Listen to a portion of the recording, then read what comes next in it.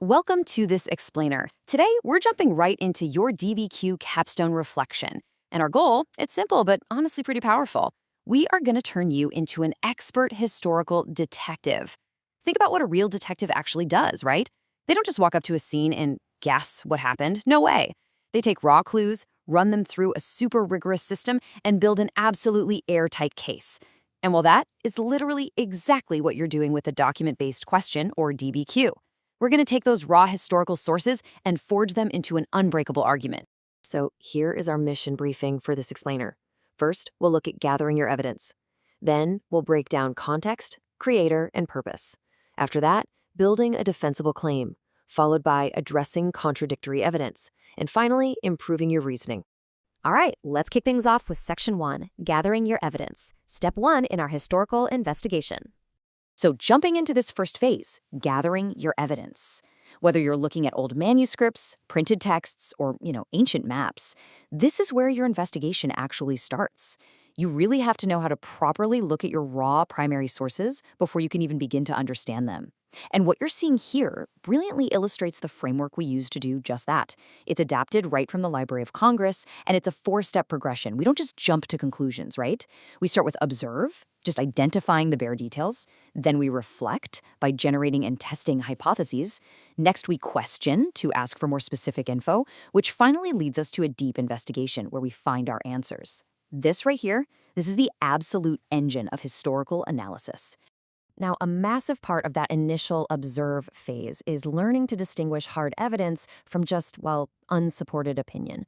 To pull this off, you've got to first ask yourself exactly what you see on the physical page.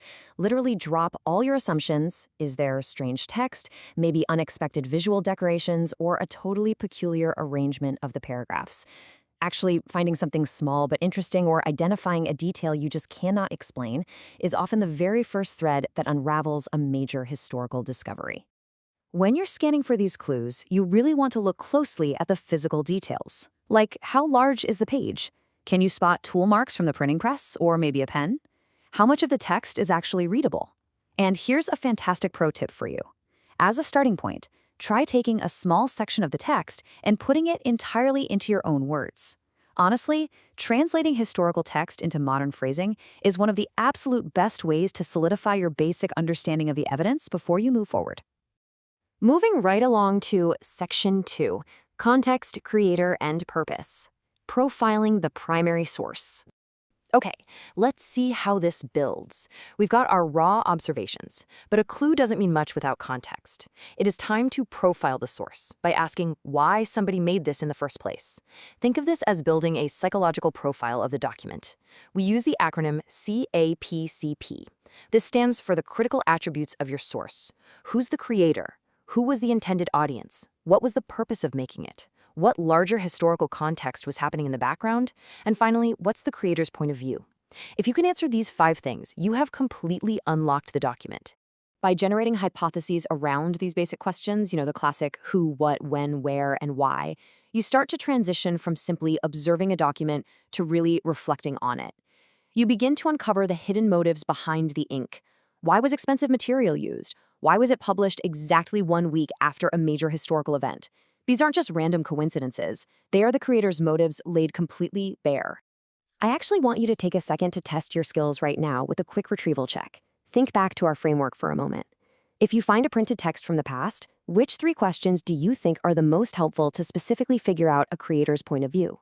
Is it just knowing their name? Or is it asking who they were writing for, what they hoped to accomplish, and how their background shaped their words? Definitely keep that in mind as you analyze your DBQ documents. That brings us to Section 3, Building a Defensible Claim, connecting the dots to make your case. Now, what is really fascinating about this next phase is how we take those individual clues, those CPCP profiles we just talked about, and construct what we call a defensible claim. We're moving from gathering clues in the field to standing right in the courtroom. Notice this modeled example. This is exactly how you turn evidence into a claim. We take a concrete observation on the left, so our evidence is that the manuscript mentions a specific battle date and uses highly formal, expensive ink. We then transform that into a logical, defensible claim on the right. The creator was likely a government official documenting the event for an elite audience. We didn't just guess, right? Our claim is defended directly by the physical attributes of the text. But here is the absolute golden rule of historical detection. One clue is almost never enough for a conviction.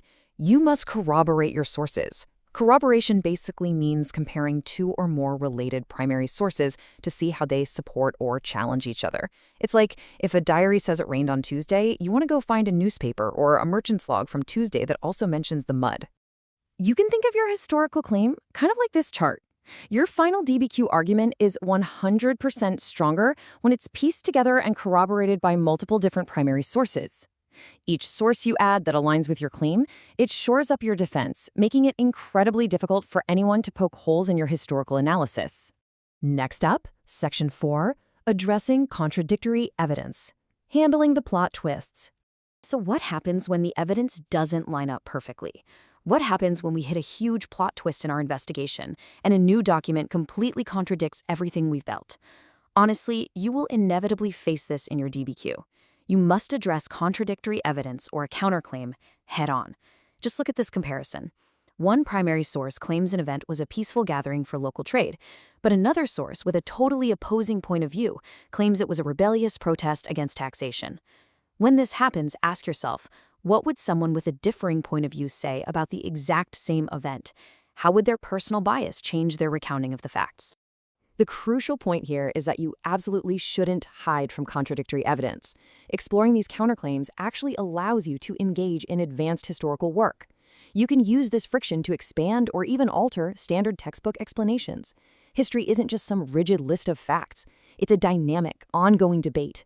And by addressing the contradictions in your primary sources, you get to jump right into that debate. And finally, Section 5, improving your reasoning, closing the case, and reflected. Every good detective looks back at their case to reflect on how their reasoning can improve. Your capstone reflection isn't just about checking a box and finishing the assignment, it's about looking deeply at your own thought process. And this quote, straight from the Library of Congress framework, is really your biggest takeaway for today. Refine or revise conclusions based on the study of each subsequent primary source.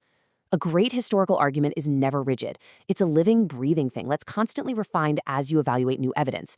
Your first claim might be kind of weak, but by the time you've corroborated 3 sources and addressed a counterclaim, your reasoning is going to be rock solid. I'll leave you with this final provocative thought to reflect on as you finish your DBQ capstone. If historical investigation is a truly ongoing process, what single piece of uncovered evidence could someone find tomorrow that would completely rewrite the claim you just built? Think about it. Keep observing, keep questioning, and keep investigating. Thanks for joining me on this explainer, and good luck with your historical detective work.